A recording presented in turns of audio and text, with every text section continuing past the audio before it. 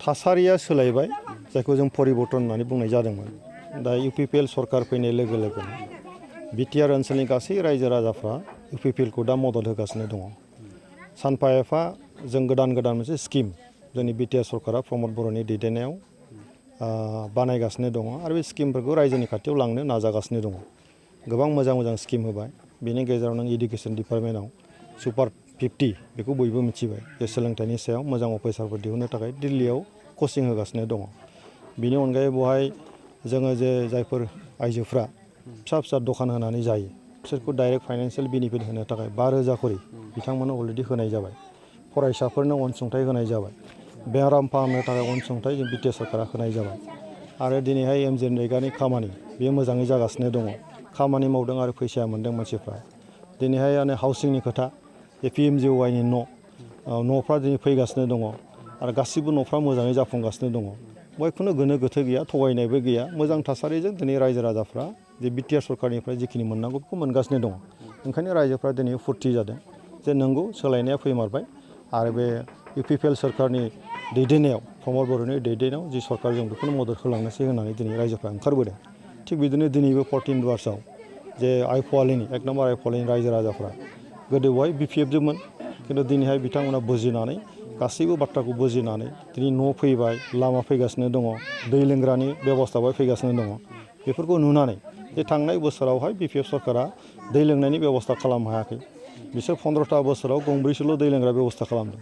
जोङो दिनैहाय 1.5 बोसोरावहाय बुंनो थाङोबा 1 बोसोरावहाय 14टा दै लोंग्रा बेवहाय जोङो बेबस्था खालामना होनाय जाबाय।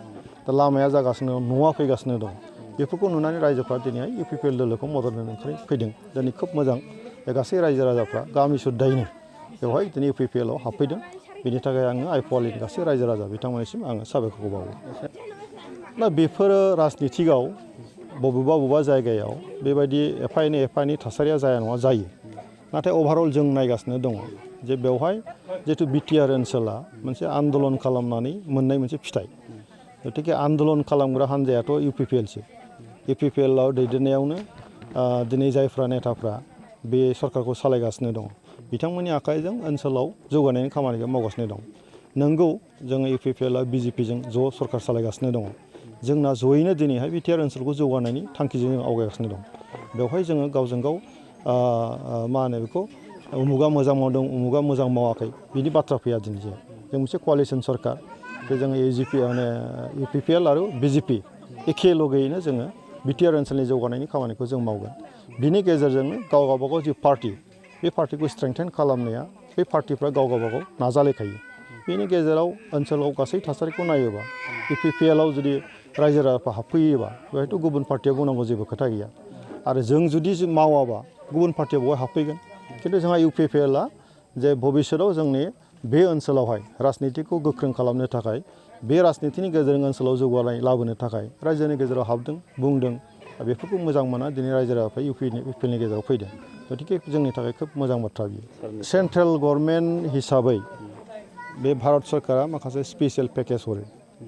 दा एकर्डआव जायफोर 1500 कौटिनि स्पेसियेल पेकेज दङ बे जाबाय डेभेलपमेन्टनि नामाव बबावबा गिदिर दालां बानायगोन, इउनिभार्सिटि बानायगोन, बबावबा नोङो गिदिर अनुस्थानफोर बानायगोन। बिनि मुङै बेफोर फैगोन।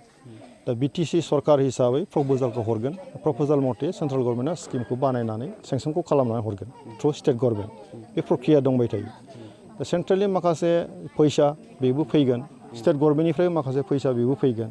बेखौ लाजोबनानै BTC सरकारा प्लेनिं खालामनायनि खामानिखौ मावगासिनो दङ आरो गासैबो बिथिंथिं मोजां प्लेनिंजों खारगासिनो दङ आरो भबिष्यतआव थाबैनो आरोबाव जौगानायखौ रायजो राजाफ्रा नुनो मोनगोन।